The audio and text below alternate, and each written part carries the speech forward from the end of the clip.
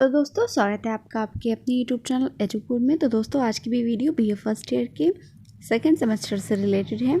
तो second semester के paper का नाम है भारत में समाज संरचना संगठन एवं परिवर्तन। तो ये वीडियो चैप्टर 5 की है। चैप्टर 4 तक की वीडियो ऑलरेडी चैनल पे अपलोडेड है। अगर आपने वीडियो नहीं देखी है तो आप चैनल पर विजिट करके देख सकते हैं। इस पेपर से रिलेटेड सिलेबस की वीडियो भी चैनल पर अपलोडेड है, तो आप चेकआउट ज़रूर कर सकते हैं। फिलहाल आज हम बात करेंगे चैप्टर 5 के बारे में, जो कि है धर्म यानी रिलीजन से रिलेटेड। तो वीडियो को एकदम लास्ट तक ज़रूर देखिएगा। वीडियो अच्छी लगे तो लाइक कर दीजिएगा। सबसे पहले जान लेते हैं कि धर्म क्या होता है। तो धर्म किसी अलौकिक शक्ति में विश्वास करना कहलाता है। यानी धर्म का तात्पर्य मनुष्य से श्रेष्ठ, मतलब मनुष्य से ऊपर किसी अलौकिक शक्ति पर विश्वास करना है।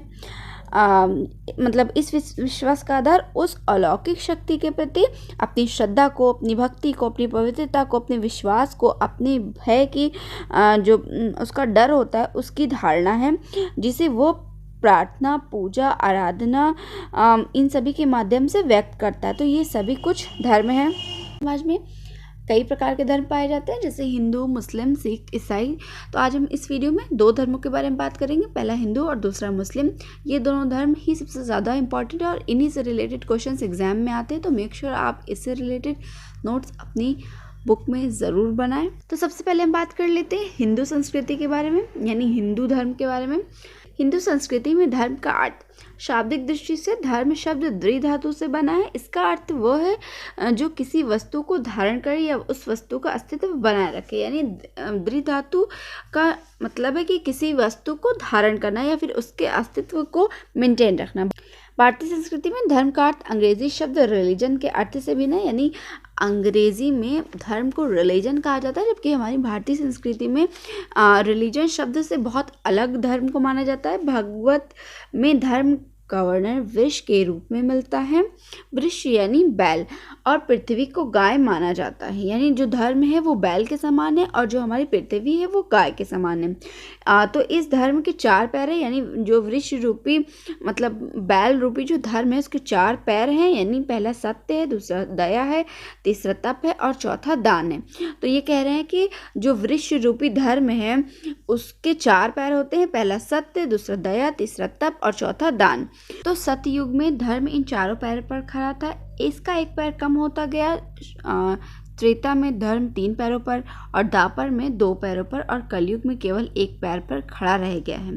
धर्म की यह एक कल्पना रूपक प्रतीत होती है। यानी जो विद्वान है उन्होंने धर्म को एक वृक्ष या फिर बैल के रूप में प्रस्तुत करने का प्रयास किया और कहा कि पृथ्वी जो है वो हमारी गाय के समान है। तो जो ये वृक्ष रूपी धर्म है इसके 4 पैर है, पहला सत्य, दूसरा दया और तीसरा तप और चौथा दान। इन चारों पैरों पर हमारा धर्म खड़ा हुआ है। तो विद्वानों को मानना था कि हर युग में इसका 1 पैर कम हो गया था। त्रेता में धर्म 3 पैरों पर था, द्वापर युग में ये 2 पैरों पर था, कलयुग में ये केवल 1 पैर पर खड़ा हुआ है। यानी त्रेता युग में सत्य मतलब सत्य रूपी जो पैर था वो कम हो गया, द्वापर युग में दया रूपी कम हो गया, फिर कलयुग में केवल दान बचा हुआ है। यानी केवल जो धर्म है वो दान पर ही खड़ा रह गया। तो धर्म की यह कल्पना एक रूपक प्रतीत होती है। यानी ये जो कल्पना है उनके वृक्ष रूपी बैल या फिर वृक्ष रूपी धर्म के रूप में, तो उन्होंने इस मतलब विद्वानों ने इस उदाहरण को एक मतलब धर्म के कंसेप्ट को समझने के लिए प्रेजेंट किया था कि वृक्ष रूपी बैल के समान धर्म को माना। और ये कहा गया कि पहले ये 4 पैरों पर ही खड़ा था, लेकिन जैसे जैसे युग बढ़ता गया, जैसे जैसे समाज बदलता गया, धर्म का 1 पैर कम होता गया और आज के युग में, आज के कल युग में धर्म केवल 1 पैर यानी दान पर खड़ा रह गया है। हिंदू धर्म के लक्षण।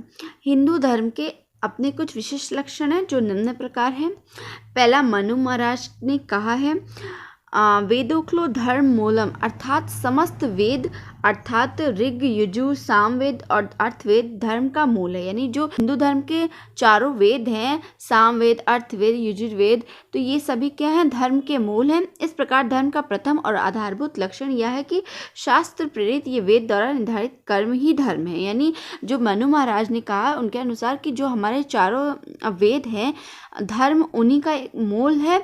तो तो इस प्रकार जो भी हमारे मतलब कि हिंदू धर्म में जो भी चीज़ें होती हैं, तो उस धर्म का प्रथम और आधारभूत लक्षण क्या है? शास्त्रों पर आधारित और उन्हीं के द्वारा निर्धारित कर्मों को संपन्न करना।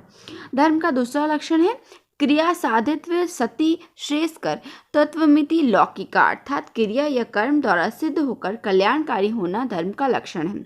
यह लौकिक पुरुषों का मत है। यानी धर्म के दूसरे लक्षण के अनुसार क्या कहा गया कि क्रिया या फिर कर्म मतलब कर्म के द्वारा सिद्ध होकर ही कल्याणकारी कार्य करना या फिर कल्याणकारी होना धर्म का लक्षण है। धर्म का तीसरा लक्षण है सत्य जयस्ते दयया दानेन च वर्धते क्षमाया तिष्ठित क्रोधानिष्टि, अर्थात धर्म की उत्पत्ति सत्य से होती है, दया और दान से वह बढ़ता है, क्षमा से वह निवास करता है और क्रोध से उसका नाश हो जाता है। यानी धर्म के तीसरे लक्षण के अनुसार कहा जा रहा है कि धर्म की उत्पत्ति सत्य से होती है, दया और दान से वो आगे बढ़ता है, यानी धर्म दया और दान से आगे बढ़ता है, और क्षमा से वो निवास करता है।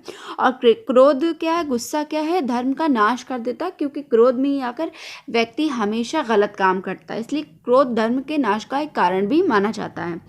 उपनिषद के अनुसार धर्म का चौथा लक्षण यह है कि धर्म समस्त विश्व का आधार है, क्योंकि इसके द्वारा व्यक्ति के आचरण के वे समस्त बुराई दूर हो जाती है जो विश्व कल्याण के विपरीत है। यानी उपनिषद के अनुसार जो लक्षण बताए गए, चौथा लक्षण वो है कि विश्व में जितनी भी बुराइयां व्याप्त है वो सभी हमारे धर्म के द्वारा ही दूर हो जाती है, क्योंकि धर्म ही हमें अच्छा आचरण करने के लिए प्रेरित करता है, सत्य के लिए प्रेरित करता है, हमें बुराइयों से दूर करता है। तो ये कहा जा रहा है कि विश्व में जो भी बुराइयां व्याप्त हैं, धर्म के द्वारा व्यक्ति उन बुराइयों से दूर होता है और अच्छा आचरण करता है और कल्याण के लिए विकसित भी होता है। नेक्स्ट है कौटिल्य के अनुसार। तो कौटिल्य के अनुसार पांचवा जो लक्षण है, धर्म वह शाश्वत सत्य है जो कि सारे संसार पर शासन करता है। कौटिल्य कहते हैं कि धर्म एक शाश्वत सत्य है जो समस्त संसार पर शासन के रूप में कार्य करता है और अपनी सत्ता को बरकरार रखता है। छठा है, धर्म का छठा लक्षण यह है कि जो धर्म दूसरे धर्म में बाधा दे वह धर्म नहीं है बल्कि कुधर्म है।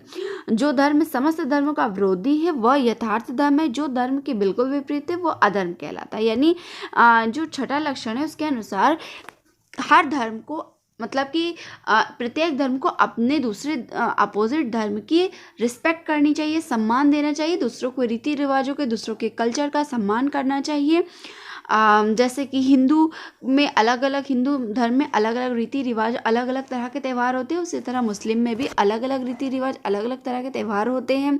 उसी तरह सिख ईसाइयों में भी अलग अलग रिचुअल्स, अलग अलग त्यौहार होते हैं। तो ये कहा जा रहा है कि प्रत्येक धर्म को अपने अपने धर्म के लिए सम्मान भी प्रकट करना चाहिए और साथ ही साथ दूसरों के धर्म का भी सम्मान करना चाहिए, उनकी अवहेलना नहीं करनी चाहिए। तो ये कहा जा रहा है कि जो धर्म दूसरे के धर्म में बाधा डाले, दूसरे के रीति रिवाज त्यौहारों में विघटन, मतलब कि डिसऑर्गेनाइजेशन उत्पन्न करे, वो धर्म नहीं कहलाता बल्कि वो धर्म कुधर्म कहलाता है। ऐसे धर्म समस्त धर्मों के अवरोधी यानी अपोजिट यानी एनिमी के रूप में देखे जाते हैं। असल में यथार्थ धर्म वो है जो अपने साथ साथ दूसरे धर्म के भी सम्मान करे और सहयोग के साथ एक दूसरे के साथ मिलजुल कर रहे। सातवां है, धर्म का सातवां लक्षण यह है कि स्वधर्म ही श्रेय है और पराय धर्म का त्याग ही कल्याणकारी है। तो सातवें लक्षण के अनुसार, मतलब हिंदू धर्म के सातवें धर्म के लक्षण के अनुसार ये कहा जा रहा है कि स्वधर्म यानी अपने धर्म में ही विलीन रहना और पराय धर्म का त्याग करना ही कल्याणकारी है। आठवां है, धर्म का अंतिम लक्षण यह है कि एक एवं सुहृद धर्म निधन्यति, एक एवं सुहृद धर्म निधन्यति यह शरीर शमम नाशम सर्वमनिट गच्छाति, अर्थात एक धर्म ही ऐसा मित्र है जो मरने पर भी जीव के साथ रहता है और सब तो शरीर के नाश के साथ ही छोड़कर चले जाते हैं। यानी धर्म के अंतिम लक्षण के अनुसार कहा जा रहा है कि एक धर्म ही ऐसा मित्र होता है जो हमारे मरने पर भी हमारे साथ रहता है, वरना संसार की सभी वस्तुएं, सभी रिश्ते नाते, रिश्तेदार, अपने पराये सब इसी संसार, इसी नश्वर संसार में रह जाते हैं, परंतु हमारे साथ जो जाता है वो हमारा धर्म है, हमारे कल्चर है, हमारा अच्छा व्यवहार है, हमारे अच्छे कर्म हैं। आशा करती हूँ यहाँ तक आप लोगों का कंसेप्ट क्लियर हो गया होगा। नेक्स्ट है हिंदू धर्म के स्वरूप या फिर प्रकार। तो धर्म का तात्पर्य मानव के कर्तव्य से है, अतः वह भिन्न भिन्न परिस्थितियों में भिन्न भिन्न रूप में व्यक्तियों के कर्तव्य की व्याख्या करता है। चूंकि सबकी रुचि, मानसिक योग्यता, अधिकार, कार्य क्षमता, परिस्थिति एक समान नहीं है, इसलिए धर्म का कोई एक स्वरूप न होकर उसके कई स्वरूप है, किंतु सभी स्वरूपों का उद्देश्य व्यक्ति के अभ्युदय और श्रेयस से संबंधित है। मुख्यतः धर्म के 3 स्वरूप है: सामान्य, वन, विशिष्ट धर्म और आपद धर्म। यानी ये कहा जा रहा है कि धर्म मनुष्य के कर्तव्य से जुड़ा हुआ है और अलग अलग परिस्थितियों में अलग अलग व्यक्तियों के कर्तव्य की व्याख्या भी धर्म के द्वारा की जा सकती है।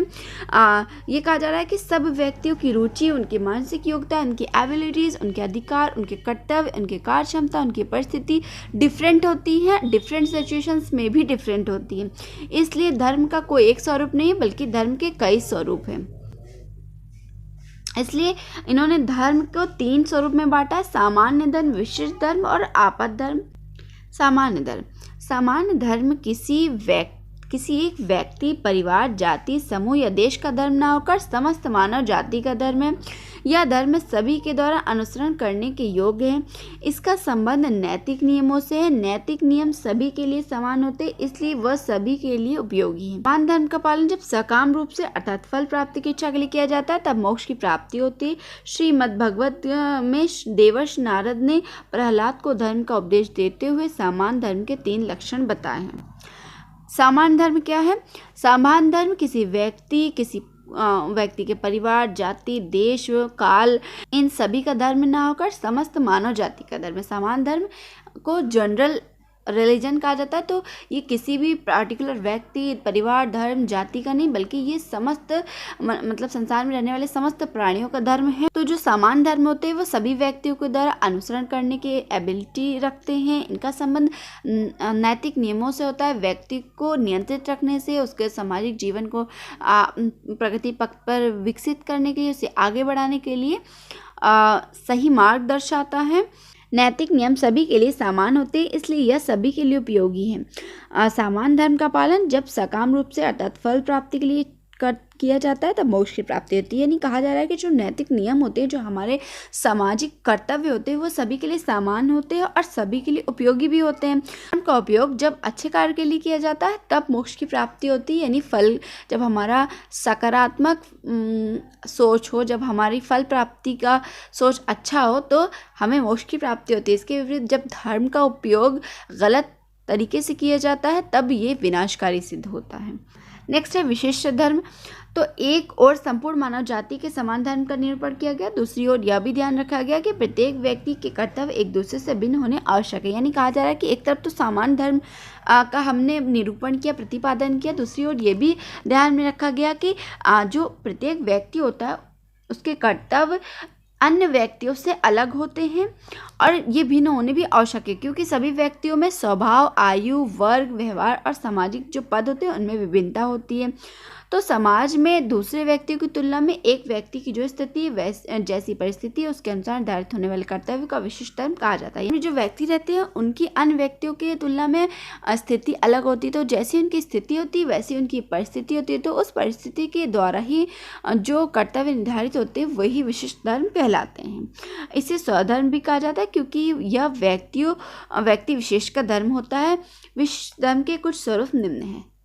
तो पहला है वर्ण धर्म।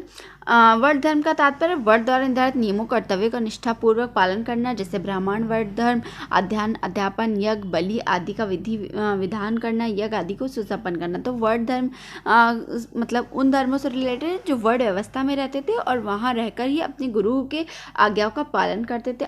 आश्रम धर्म, तो विभिन्न आश्रम धर्म यानी जो विभिन्न आश्रमों में रहने वाले व्यक्ति होते हैं और उन व्यक्तियों के द्वारा जो आचरण दर्शाया जाता है, ये धर्म उनकी ओर संकेत करते हैं। कुल धर्म व्यक्तियों के अपने परिवार, वंश, कुल के प्रति उसके कर्तव्य को कहते हैं। राज धर्म राजा का धर्म होता है, अपने पराक्रम के बल पर शत्रु पर विजय प्राप्त करने के लिए सदैव तत्पर रहना, दृढ़ प्रतिज्ञ होना, ये सभी राज धर्म के अंतर्गत आते हैं। युग धर्म, हर युग का काल अपना दृष्टिकोण तथा आवश्यकताएं होती है, अतः समय के अनुसार धर्म का परिवर्तित होना अनिवार्य है, तो हर युग का अपना एक धर्म भी होता है। राष्ट्र धर्म, प्रत्येक देश के विभिन्न मूल और सांस्कृतिक प्रतिमान होते हैं जिन्हें व्यक्ति स्वीकार करता है और जिनका उस देश में महत्व भी होता है। तो ये कहा जाता है कि जिस स्थान पर रहो उस स्थान के नियमों का पालन भी करो। तो राष्ट्र धर्म मतलब कि अपने राष्ट्र में रहते हुए वहाँ के कर्तव्य, वहाँ के नैतिक मूल आदि का पालन करना ही राष्ट्र धर्म कहलाता है। नेक्स्ट है मित्र धर्म। इस धर्म में दो मित्रों के बीच आय, संपत्ति और सामाजिक आधार पर कोई भेदभाव नहीं किया जाता। एक मित्र का कर्तव्य वो अपने मित्र का मन, शरीर और वचन से रक्षा करे। हम अपने दोस्तों के प्रति उनके कर्तव्य का निर्वहन करें, उनकी रक्षा करें, उनके साथ ज़्यादा से ज़्यादा समय बिताएं, उनके सुख दुख में साथ दें। तो ये सभी मित्र धर्म कहलाता है। नेक्स्ट है गुरु धर्म। तो गुरु का धर्म है त्याग और अहिंसा के द्वारा ज्ञान का प्रसारण करना। तो हर प्रकार से अपने शिष्यों का हित सोचना, ये सभी गुरु धर्म के अंतर्गत आते हैं। आप धर्म। तो आप धर्म का तात्पर्य आपत्ति के सम अपनाया जाने वाला धर्म, यानी जो आपत्ति के द्वारा अपनाया जाता है उसे धर्म कहते हैं। यानी हिंदू शास्त्रकारों का मत है कि प्रत्येक व्यक्ति के सामने अक्सर अनेक आपत्ति और धर्म संकट की परिस्थिति आती रहती है। उन परिस्थितियों से यदि व्यक्ति अपने सामान्य और विशिष्ट धर्म में कुछ परिवर्तन कर लेता है तो उसे दोषी नहीं माना जाता।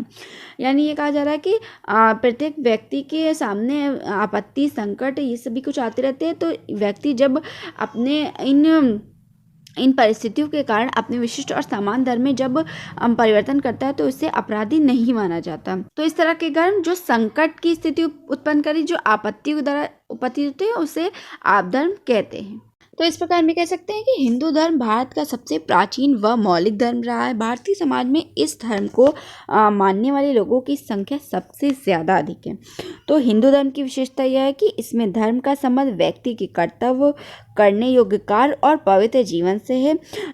सभी हिंदू वेदों को अपने सबसे प्राचीनतम ग्रंथ के रूप में स्वीकार करते हैं, लेकिन हिंदू के अधिकांश धार्मिक विश्वास और व्यवहार के तरीके वे हैं जिनका वेद से नहीं बल्कि पुराण और स्मृतियों में दिए गए व्यवहार के नियमों से संबंधित हैं।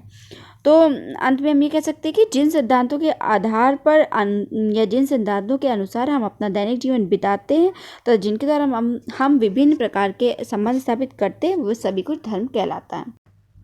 तो दोस्तों ये थी हमारी आज की वीडियो। आशा करती हूँ आपको वीडियो पसंद आई होगी। नेक्स्ट वीडियो में हम बात करेंगे इस्लाम धर्म के बारे में, यानी इस्लाम धर्म क्या है, इस्लाम धर्म के बेसिक एलिमेंट्स क्या है, और ईसाई धर्म यानी क्रिश्चियन जो कम्युनिटी है उसके बारे में बात करेंगे। तब तक के लिए अपना खूब ख्याल करिए। वीडियो अच्छी लगे तो लाइक कर दीजिए और चैनल पर नए तो सब्सक्राइब करके बेल आइकन को भी प्रेस कर दीजिए। मिलता है नेक्स्ट वीडियो में, तब तक के लिए बाय बाय।